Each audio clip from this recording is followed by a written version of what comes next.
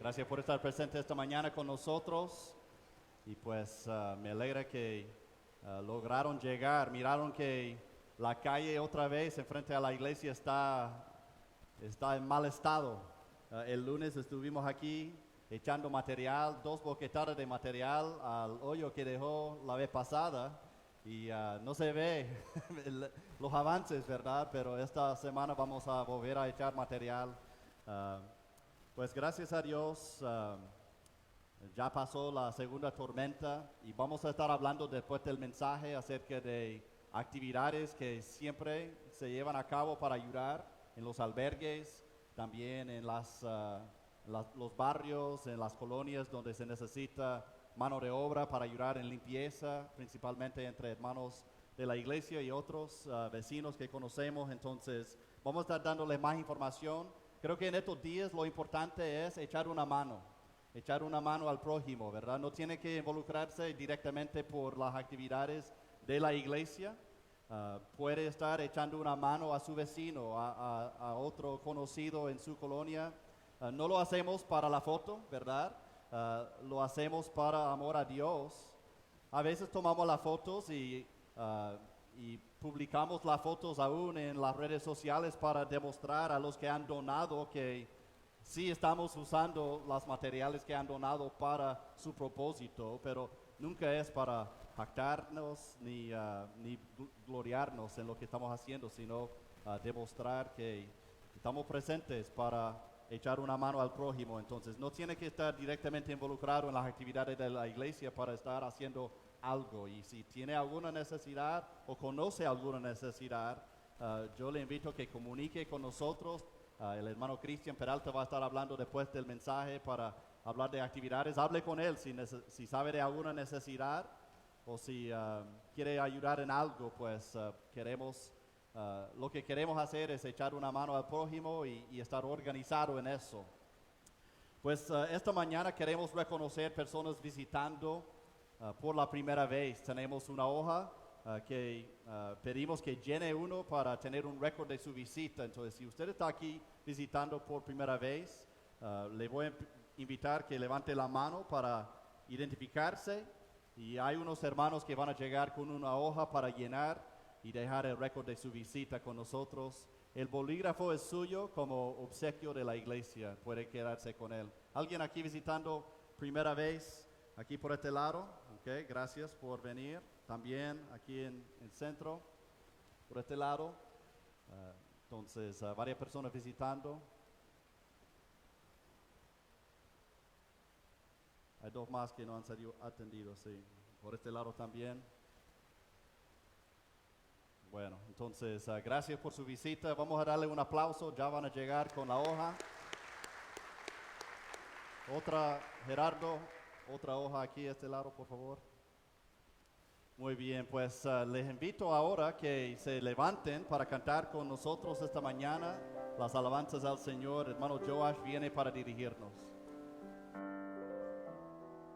Muy buenos días, hermanos. ¿Están felices de estar en la reunión de la iglesia hoy? Yo sí estoy contento de estar aquí. Vamos a comenzar esta mañana con el coro del año, Por Siempre y Siempre. Cantan los cielos tu gloria, Señor. Tiembla la tierra ante tu voz. Eterno Rey, único Dios, tú sostienes la creación. Calmas tormenta y tempestad con tu poder y autoridad. Y tu palabra renueva mi ser. Nuevas fuerzas tú me das.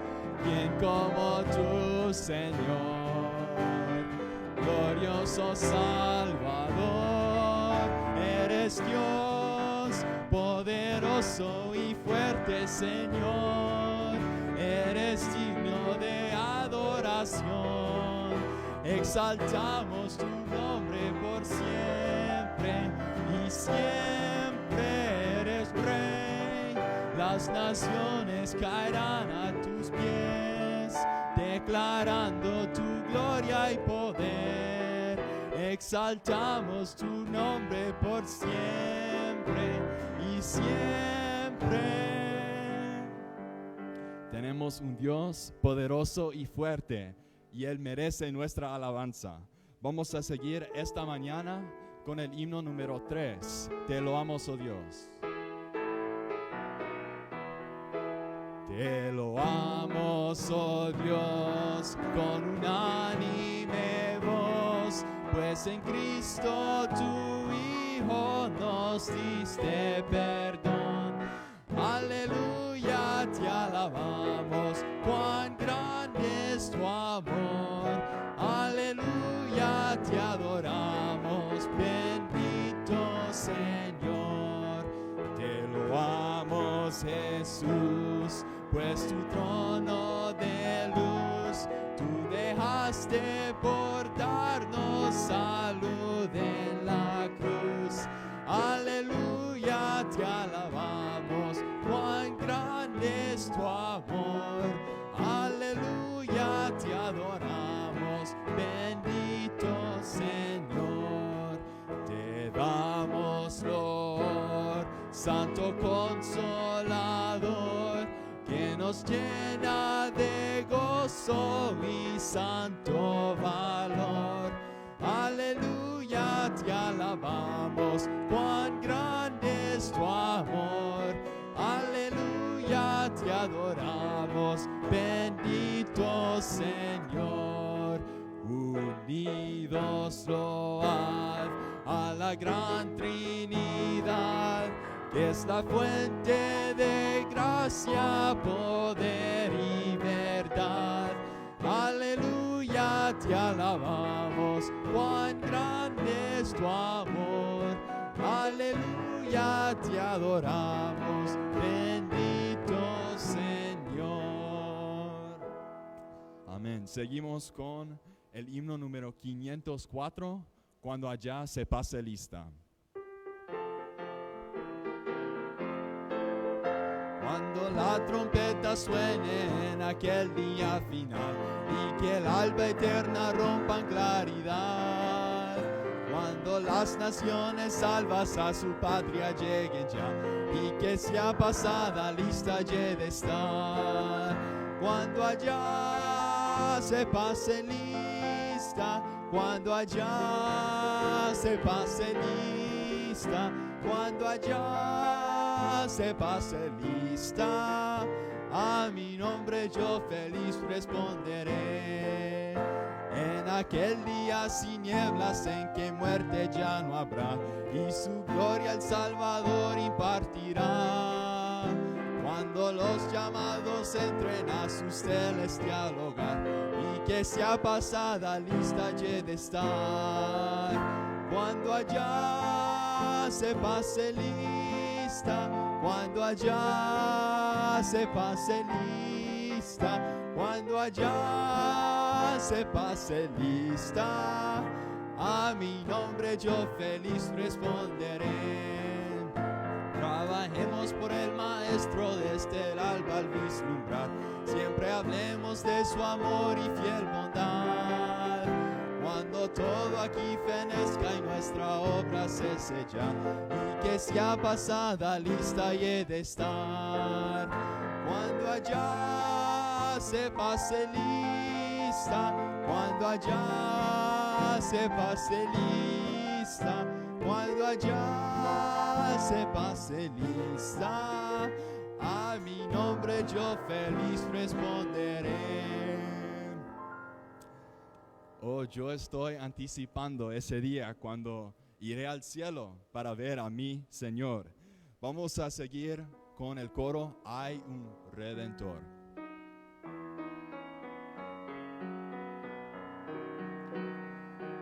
Hay un Redentor, es Jesús Dios Hijo, es Mesías, Rey, Cordero, el Santísimo.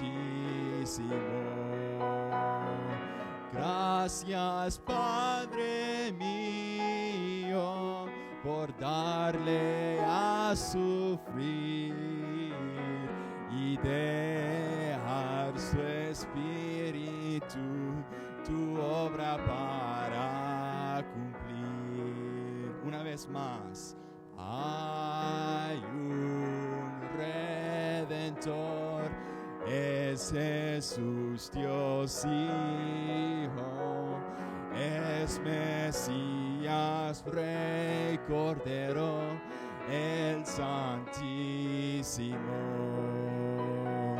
Gracias, Padre mío, por darle a sufrir y dejar su espíritu, tu obra para cumplir. Amén. Enfoquemos en esa palabra. Gracias, Padre, por todo lo que has hecho por nosotros. Seguimos con el coro Mi vida es Cristo.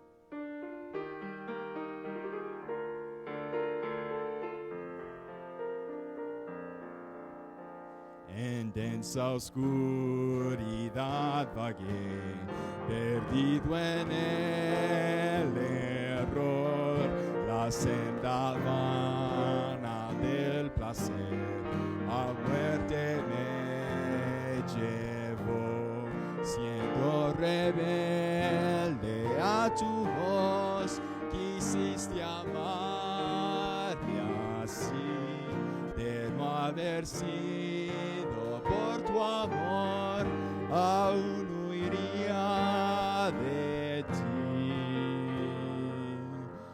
En rumbo a mi perdición, indiferente aún, de mí tuviste compasión, me guiaste a la cruz y contemplé tu gran bondad, sufriste tú por mí, al tu morir en mi lugar, tu gracia recibí.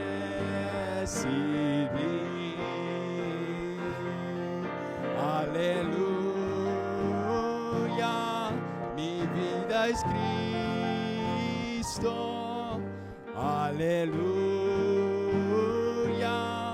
mi todo es Jesús. Ahora, Señor, tuyo seré y viviré por ti. Tus mandamientos seguiré por tu poder en mí. Usa mi vida, oh Señor, como lo quieras tú, y que sea siempre mi canción, mi gloria eres tú. Aleluya, mi vida es Cristo. Aleluya, mi todo es Jesús. Aleluya, mi vida es Cristo. Aleluya, mi todo es Jesús. Wow, esa canción es tan llena de verdad, ni sé qué decir de esa canción. Solo ahí está el título, Mi vida es Cristo. Vamos a cantar por último esta mañana en la segunda estrofa de Habla, oh Dios.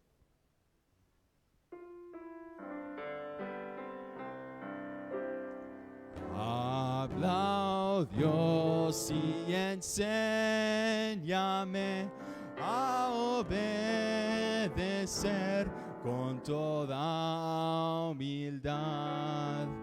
Pruébame y escudriñame bajo el resplandor de tu santidad.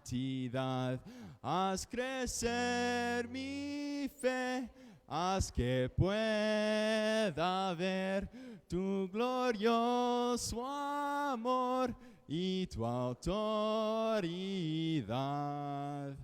Que tu voz de gran poder, quite de mi ser la incredulidad.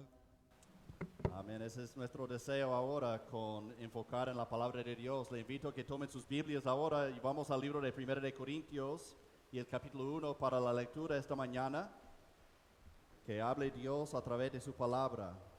Estamos en una serie de mensajes en el libro de 1 de Corintios con el título de la serie Los lentes correctivos del Evangelio. Y ahora estamos en capítulo 1, versículos 18 y vamos a leer hasta versículo 31. 1 de Corintios 1, 18 hasta finalizar el capítulo. Vamos a leer en forma antifonal. Yo voy a comenzar en versículo 18 y la congregación sigue en cada versículo de por medio. La Biblia dice, porque la palabra de la cruz es locura a los que se pierden, pero a los que se salvan, esto es, a nosotros, es poder de Dios. Pues está escrito, destruiré la sabiduría de los sabios y desecharé el entendimiento de los entendidos. ¿Dónde está el sabio? ¿Dónde está el escriba? ¿Dónde está el disputador de este siglo? ¿No ha enloquecido Dios la sabiduría del mundo? Pues ya que en la sabiduría de Dios el mundo no conoció a Dios mediante la sabiduría, agradó a Dios salvar a los creyentes por la locura de la predicación, porque los judíos piden señales y los griegos buscan sabiduría, pero nosotros predicamos a Cristo crucificado, para los judíos ciertamente tropezadero y para los gentiles locura, mas para los llamados, así judíos como griegos, Cristo, poder de Dios y sabiduría de Dios. Porque lo insensato de Dios es más sabio que los hombres, y lo débil de Dios es más fuerte que los hombres. Pues mirad, hermanos, vuestra vocación, que no sois muchos sabios según la carne, ni muchos poderosos, ni muchos nobles, sino que lo necio del mundo escogió Dios para avergonzar a los sabios, y lo débil del mundo escogió Dios para avergonzar a lo fuerte. Y lo vil del mundo y lo menospreciado escogió Dios, y lo que no es, para deshacer lo que es, a fin de que nadie se jacte en su presencia. Mas por él estáis vosotros en Cristo Jesús, el cual nos ha sido hecho por Dios sabiduría, justificación, santificación y redención, para que, como está escrito, el que se gloría, glóriese en el Señor. Oremos. Padre, pedimos que abra nuestros ojos en este momento para entender lo que tu palabra dice y cómo aplicar tu palabra a nuestra vida. Pedimos todo en el nombre de Jesús. Amén. Pueden tomar asiento. Pues estamos en la serie Los lentes correctivos del Evangelio. El apóstol Pablo está dirigiendo una epístola a una iglesia local que se encuentra en la ciudad de Corinto. Y en esta ciudad de Corinto, en esta iglesia que se encuentra en Corinto, hay muchas divisiones, hay muchos problemas, hay mucha vanagloria. Entonces el apóstol Pablo entiende que la iglesia es una obra en desarrollo. Nadie ha llegado a la perfección. Cada cristiano, no importa su nivel de madurez, está en proceso de santificación para llegar más y más a la imagen de Cristo. Pablo entiende eso y él lo habla en el primer capítulo, pero también entiende que no debe de existir las divisiones y los pleitos y contiendas.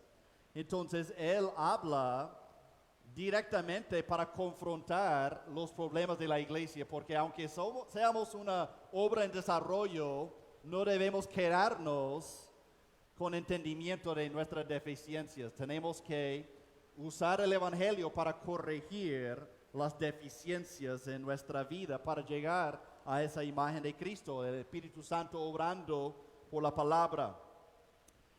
Entonces ahora llegamos a versículo 18.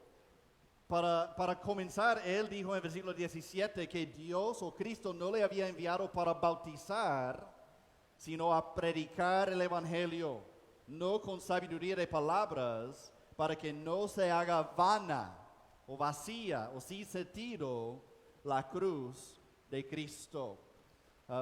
Dos personas pueden ver la misma cosa y llegar a diferentes conclusiones.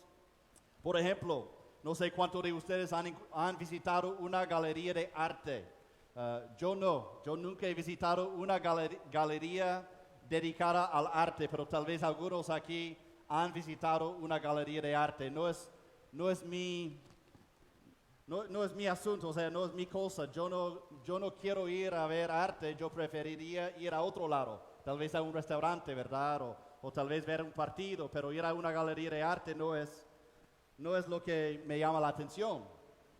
Entonces, dos personas, yo podría ir a una galería de arte y ver los cuadros de arte en la pared y no estar emocionado por lo que veo, ¿verdad? Y andar viendo y no tener ningún sentimiento ni a favor ni en contra del arte.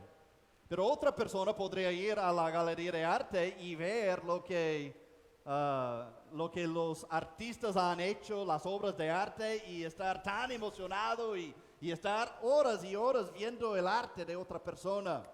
Tal vez usted ha visto el arte que puse en la pantalla. Esta obra de arte se llama El Grito. Es una de las obras artísticas más famosas de todo el mundo, hecho por Edvard Munch en Noruega en el año 1895. Todas las versiones del cuadro muestran una figura andrógina en primer plano que simboliza a un hombre moderno en un momento de profunda angustia y desesperación existencial. Entonces yo veo el arte y digo, cualquier niño pudiera haber hecho eso tal vez, ¿verdad? Yo no aprecio lo que significa el arte. Yo no tengo ojo artístico para juzgar. Pero otros mirarían esto muy especial y dirían que eso vale mucho, mucho valor tiene. De hecho, en el año 2012 se vendió este retrato en 120 millones de dólares. 120 millones de dólares para esa cuadra de arte. Eso equivale a 3 billones de lempiras. 3 billones con B. Entonces yo miro el arte y digo, no es tanto. Parece que un niño lo hizo. Y otros dicen, eso vale 120 millones de dólares. Pero a veces, hermanos y hermanas, cuando miramos la cruz del Señor Jesucristo, dos personas pueden ver a la cruz. Dos personas pueden ver lo que simboliza. Algunas personas miran a la cruz y dicen, no es nada, no me impresiona, yo no veo nada de importancia en la cruz de Cristo. Y otras personas dicen, mi vida es Cristo. Él hizo todo por mí, es un símbolo de amor y sacrificio y demostración de Dios para mí. Y yo lo aprecio mucho. En esta mañana el título del mensaje es El poder de la cruz.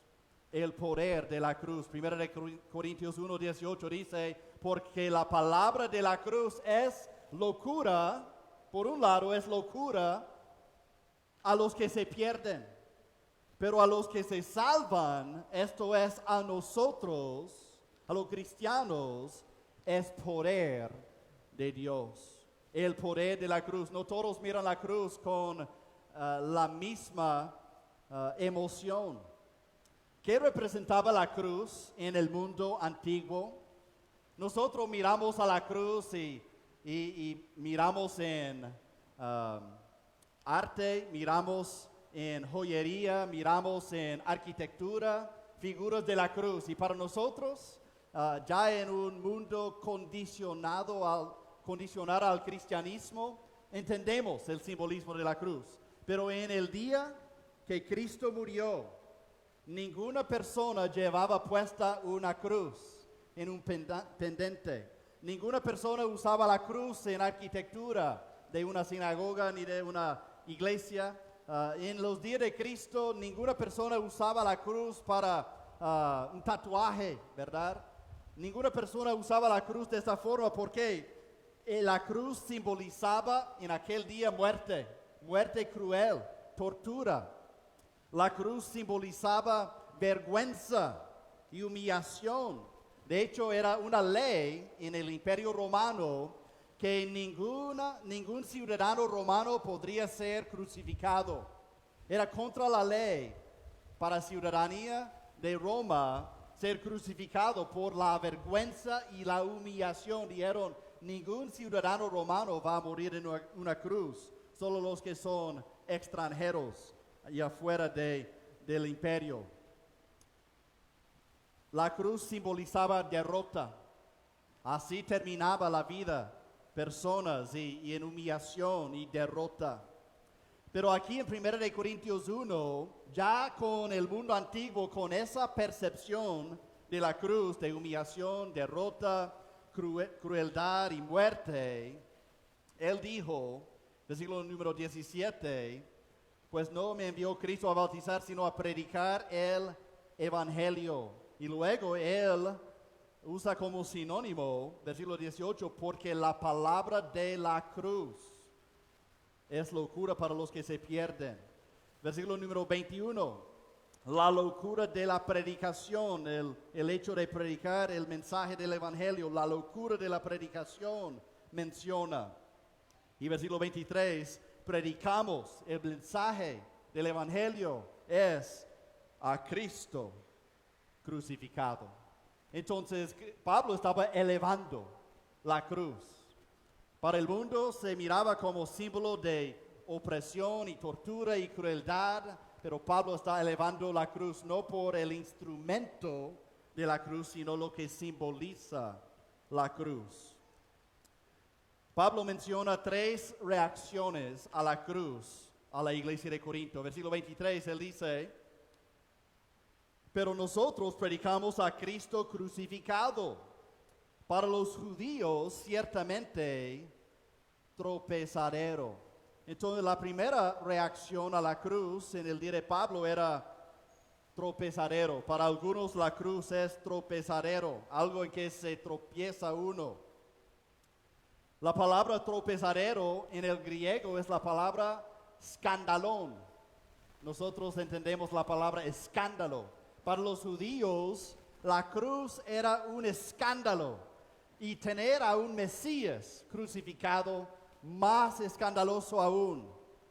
Ellos tenían sus perspectivas del Mesías. El Mesías es el Redentor, el Mesías es el Salvador, el Mesías es el prometido de Dios desde Génesis, que iba a llegar el Mesías para vencer a la maldad, para tropezar a la cabeza de Satanás, para dar salvación. Entonces los judíos tenían su concepto de un Mesías, un conquistador, tal vez como el rey David, un sabio como el rey Salomón, tal vez uno que era elocuente de palabras y con presencia.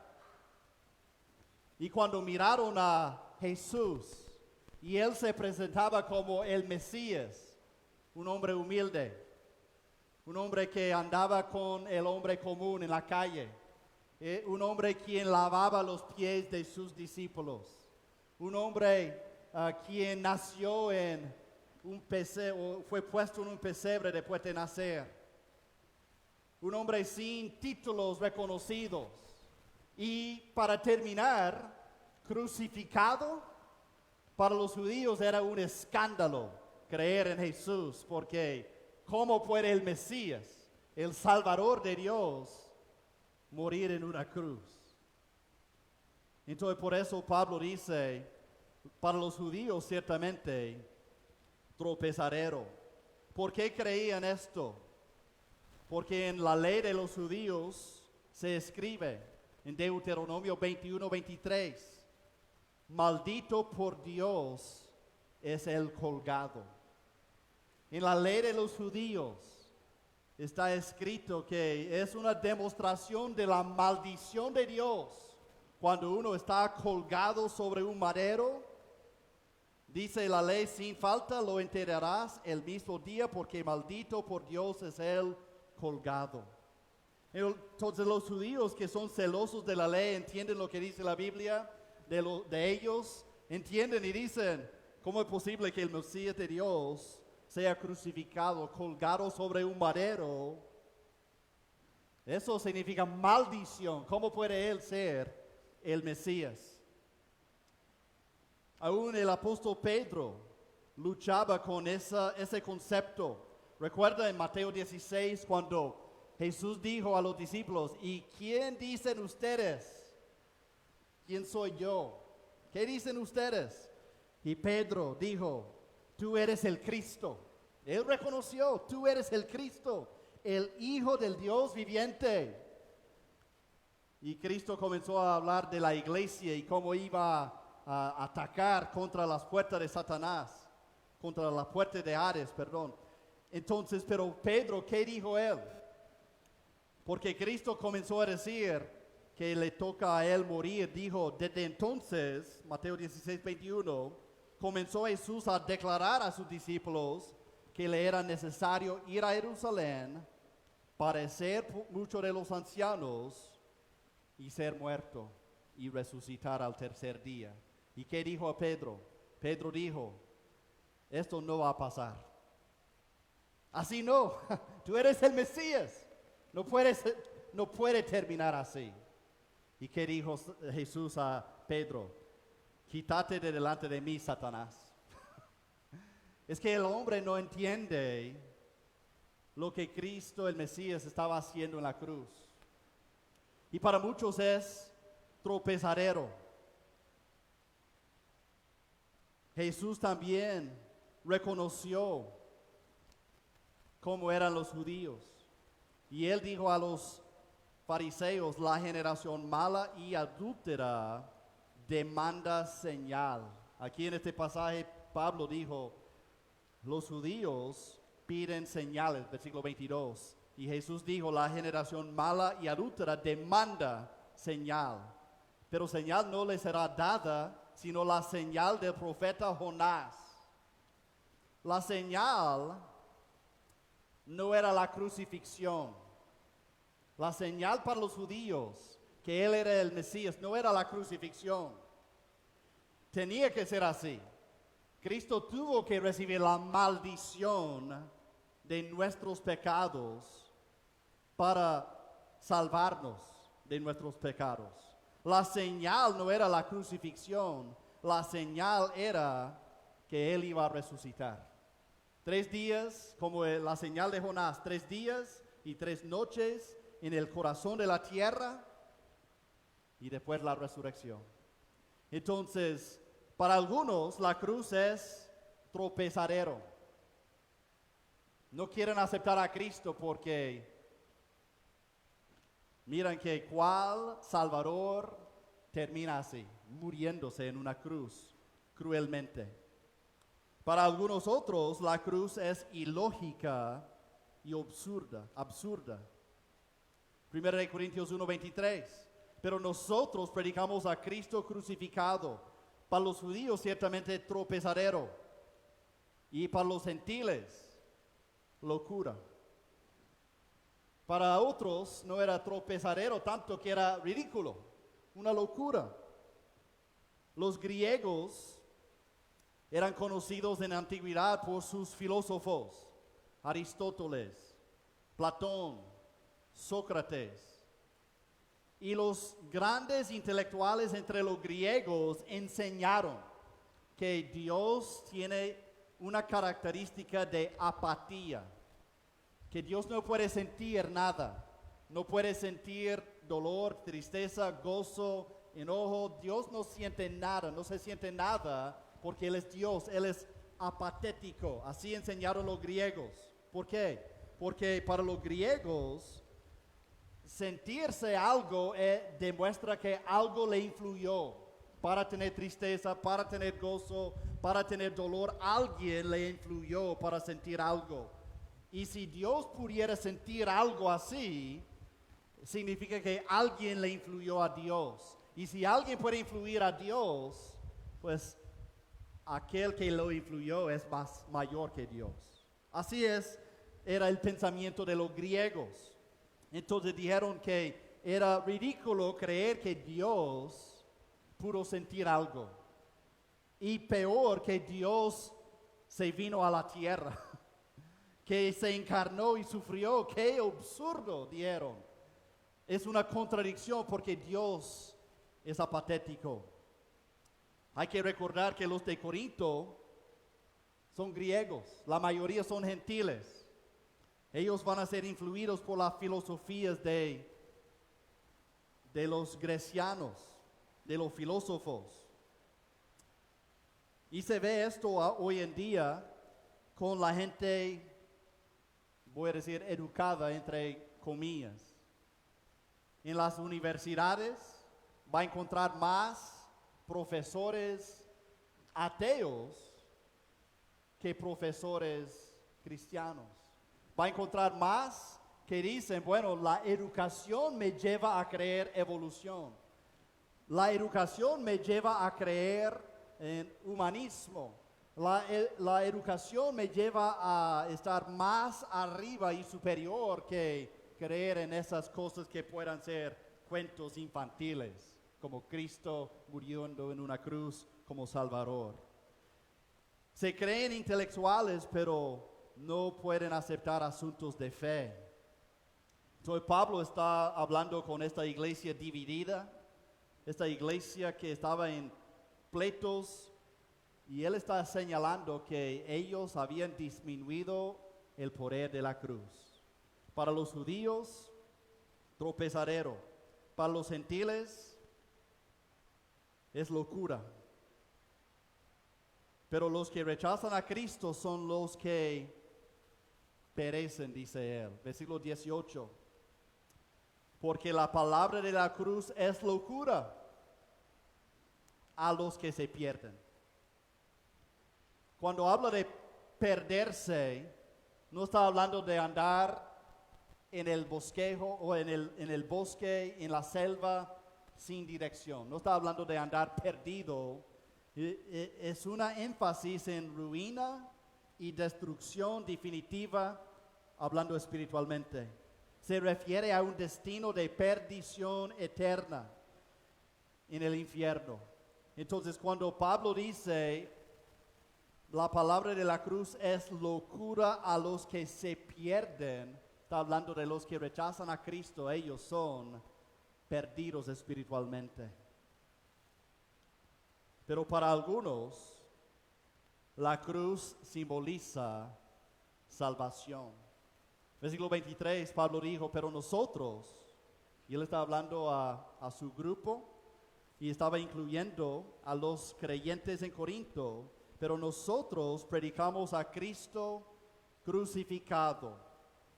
Para los judíos ciertamente tropezadero, y para los gentiles locura, mas para los llamados, los que fueron llamados a recibir a Cristo, así judíos como griegos, no importa, Cristo, poder de Dios y sabiduría de Dios. Entonces hay algunos que miran a la cruz como símbolo de salvación y miran a la cruz como poder de Dios y sabiduría de Dios. El mensaje de la cruz tiene poder inherente. El mensaje de la cruz tiene poder inherente. ¿Qué quiere decir esto? Que el poder es inseparable del mensaje. Uno no necesita adornar el mensaje. Uno no necesita modificar el mensaje. Uno no necesita cambiar el mensaje de la cruz. Uno no necesita ensuavecer el mensaje de la cruz. Uno no necesita ninguna presentación profesional del Evangelio. El poder es inherente, es inseparable del mensaje. Pablo dijo a los romanos, porque no me avergüenzo del Evangelio. El Evangelio que Cristo murió por nuestros pecados en la cruz, fue sepultado y resucitó al tercer día. No me avergüenzo del Evangelio porque es poder de Dios para salvación. Él no se jactaba de su presencia como poder de Dios para salvación. Él no se jactaba de su intelectualidad del Evangelio para la salvación. Él no estaba hablando de querer ensuavecer la palabra para la salvación. Él dijo, el poder está en el mensaje. El poder es la salvación de Dios. El Evangelio es el poder de Dios para salvación a todo aquel que cree. El poder está en el mensaje específico. Yo sé que es peligroso hablar de comida a esta hora, pero quiero usar como ilustración una sopa simple. Tal vez usted ha probado una sopa simple y pues uno tiene ganas de comer la sopa y mira que se ve tan rica la sopa y está ya con la saliva que está activa porque quiere comer la sopa. Pero al probar la sopa, ya quitó las ganas al probar la sopa simple, porque hace falta mucho, ¿verdad? Falta condimento, falta ingredientes, falta algo, porque la sopa no debe de ser así simple. Mi esposa nunca cocina sopa simple, solo para que sepa. Siempre es rica la sopa de mi esposa. Pero, en comparación, la sopa ya completa, ya riquísima, no ocupa condimento, no ocupa más ingredientes porque ya quedó cabal. Buena sopa. Hay algunas personas que miran el Evangelio y dicen, bueno, hay que agregar una presentación específica, hay que andar con ropa específica, hay que cambiar para que no hable uno tan fuerte, ¿verdad? Porque el Evangelio confronta el pecado, entonces no debe. Hay muchos caminos para ir al cielo. No, está bien. Con tal que me hable de Dios, no importa, ¿verdad? La doctrina. Y hay personas así que creen que hay que ensuavecer el Evangelio, que hay que modificar el Evangelio. Y el Evangelio es poderoso en sí, no necesita presentación específica, no necesita foro bonito, no necesita palabras inteligentes. Un día yo andaba en un funeral, tristemente con los familiares, y creo que la mayoría de los familiares presentes no eran convertidos a Cristo, andaban sin Cristo. O no tenían religión o creían otras cosas, pero no eran convertidos. Yo sentí eso al hablar con ellos directamente, que no tenían el concepto del Evangelio. Y era una familia bastante próspera, una familia con una ropa fina y pues todo limpio y en orden. Se miraban intelectuales, ¿verdad? Con su forma de hablar.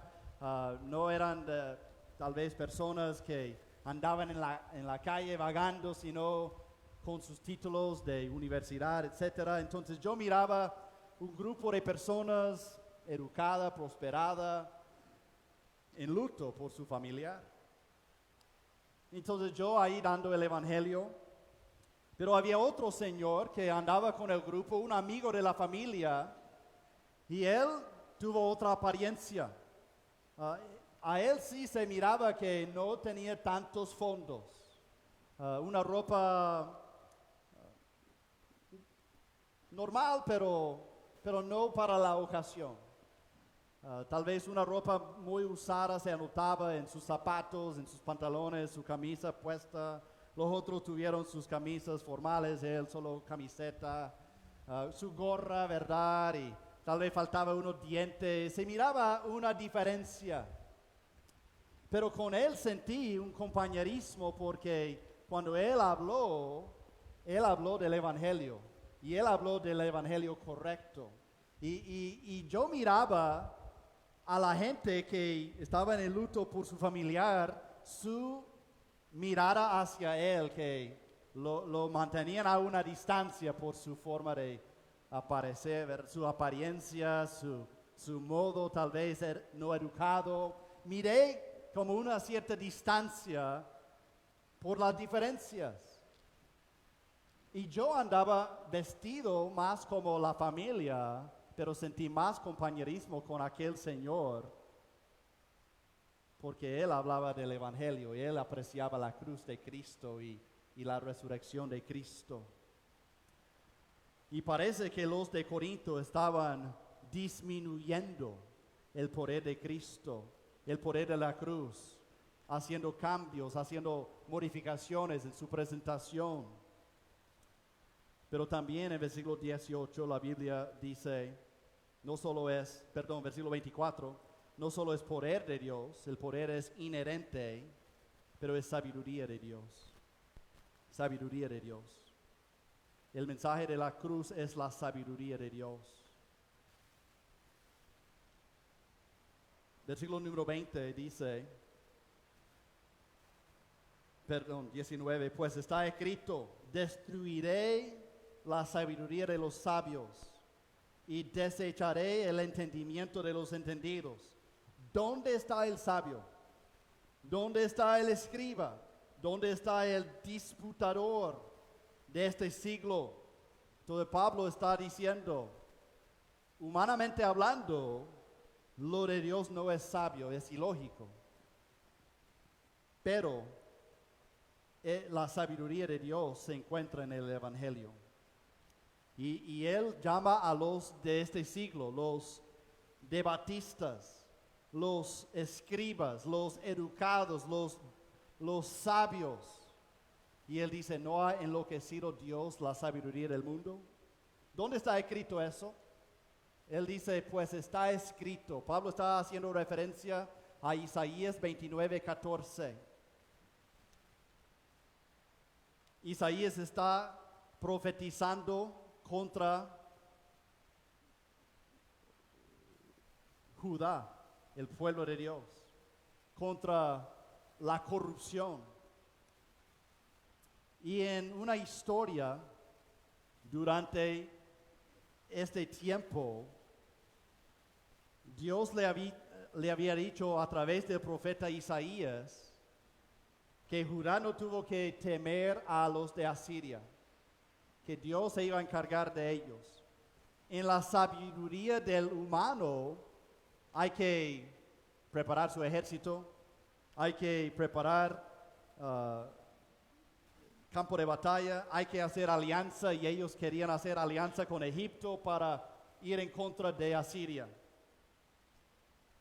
Pero en la sabiduría de Dios, Dios mató con su poder 185,000 de los enemigos, y los de Asiria se fueron regresando como un perro con la cola entre las patas. Y aquí Pablo cita esta profecía de Isaías y dice, la sabiduría del ser humano es hacer ciertas cosas por sí mismo. La sabiduría de Dios es confiar completamente en Él. Y ese es el Evangelio. Para el ser humano, en su egoísmo, en su jactancia, dice, no, yo soy buena persona. Yo soy buena persona para ir al cielo, para tener perdón de pecados. No he hecho ningún daño a nadie. Yo merezco ir al cielo. Yo voy a la iglesia, yo merezco. Yo doy a los pobres, yo merezco. Esa es sabiduría humana. La sabiduría de Dios destruye, derriba la sabiduría del ser humano.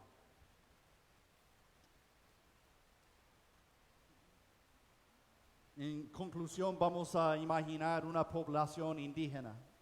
Una población indígena que está azotada por una enfermedad.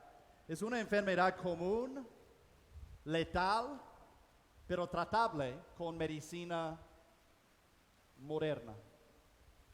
Pero esta gente indígena no tiene acceso a la medicina y están muriéndose por cientos por esa enfermedad letal.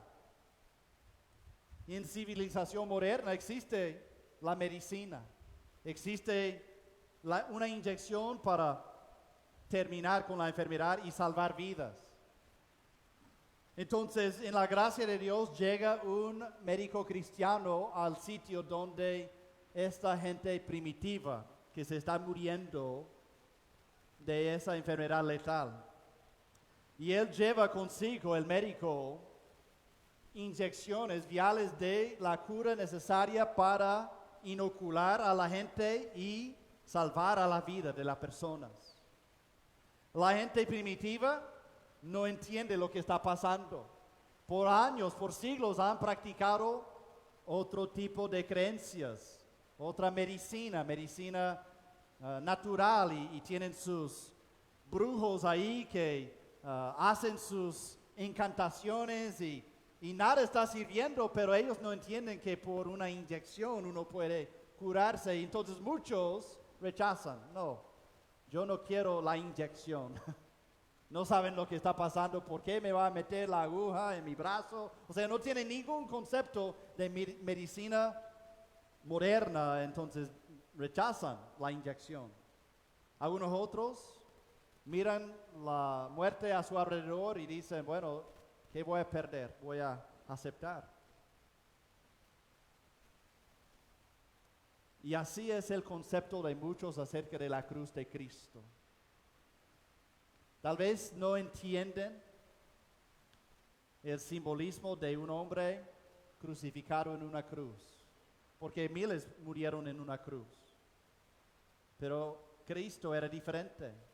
Cristo es el Hijo de Dios, el Mesías prometido, el quien llevó la maldición de Dios de nuestros pecados sobre él, pagando el precio de nuestros pecados. Y tal vez usted no tiene conocimiento ni entendimiento de toda la doctrina y la teología involucrada.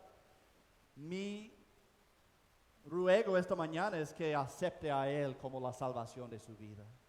Que acepte a Cristo. El Cristo crucificado es el poder de Dios, la sabiduría de Dios.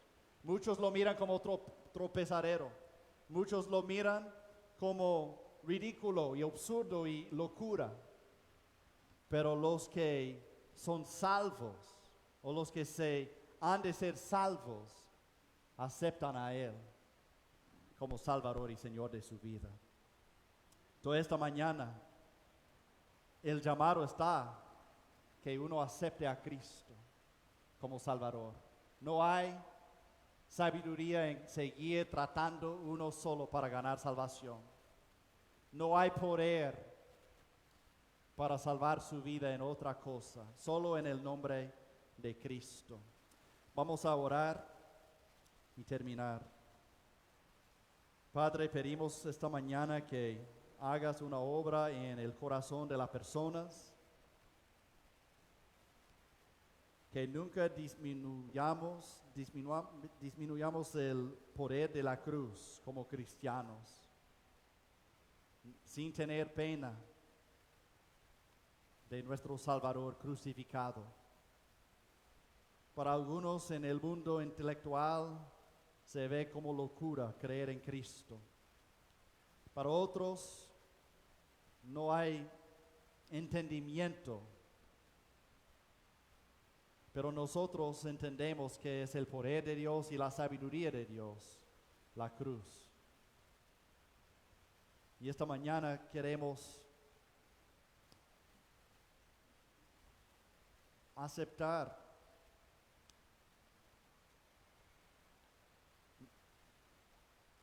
ese poder y esa sabiduría para llevar la vida cristiana normal. Con ojos cerrados, rostros inclinados, antes de terminar esta mañana.